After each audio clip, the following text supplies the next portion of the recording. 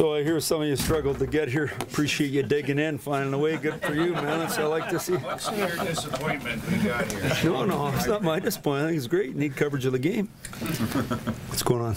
Coach, Matt Martin said yesterday that he thought his line, their line, the fourth line, was maybe a calming influence on the other three. I'm paraphrasing.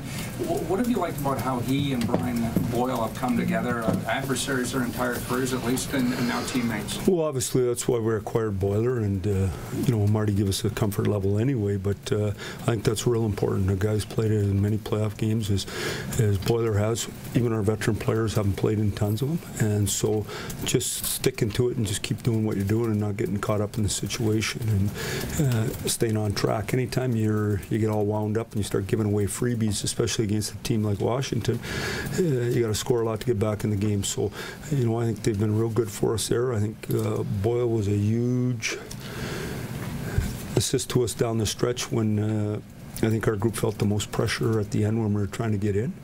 And I thought he did a real good job in that area. Is there anything to, you talk about a playoff experience, a lot of your guys got some AHL playoff experience last year. Is that helpful to them at this point? Well, I think what helps is your whole career now. That to me is why these kids step right in. You go to the under 17, you go to the World Junior, you go or to the under 18, you go to the World Junior. You put yourself in all these situations, strength and conditioning, all those things. You're advanced way quicker than you used to be. In reality, though, in your big moments, and especially with a young team, they're counting on veteran players to lead their group, and we're counting on lots of guys to be important for us that are kids. So you can make all the excuses for them in the world you want. The reality is we're here. Let's play. Let's play. Next year doesn't come. Like if I look at the teams that are out, or I look at the teams that maybe even missed at the start of the year, you would ask me who'd be in the Stanley Cup final. One of the teams that missed the playoffs, I would have picked. So make good on your opportunity. Mike, what has Freddie Anderson shown you this season in an ability to bounce back and when he has a game that needs a great? Well, I think he's a good goaltender, so I think that's the biggest thing right there. When you're a good goaltender and you got confidence in yourself, you got a foundation built there to go back to. Sometimes it doesn't go your way. That's life. Over an 82-game spread, the things settle out in the playoffs that you don't have as much time for them to settle out. You got to be good every night, and you got to dig in. You mentioned before the series started you thought they didn't think that Matthews ever took a backseat to anyone. Where have you, or has there an area you've seen his confidence grow the most over the season in terms of his game? Where you see him with confidence? Well, I think he just gets better and better. I thought he was outstanding for us last game. He played when the game was on the line, and he pushed us back. To me, he's 200-footer with him without. He's learned a lot this year. But what I like about him is just steady and great assessment of himself, doesn't get ahead of himself, evaluates himself good, takes ownership for what he does right and what he does wrong, and obviously he's got a bright future. Have you learned stuff about him in this series? Because you guys have faced adversity and faced really tough games, and Game 3 was probably one of his better games, and then Game 4 when that was a tough one. Well, I just thought Game 4 he was really good. I didn't think we had all hands on deck in Game 4 like we had in other games. I've said I think it was the least competitive we were in the series. You got to limit those, or else you're not in a series. But I thought he's been good.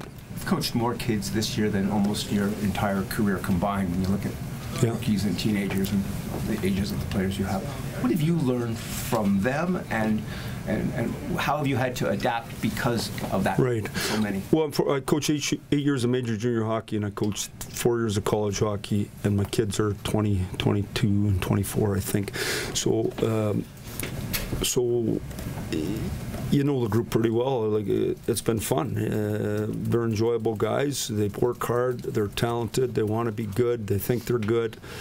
I think we spent a lot of time on the details of the game to get them to understand that if you play well without it, you have it all the time.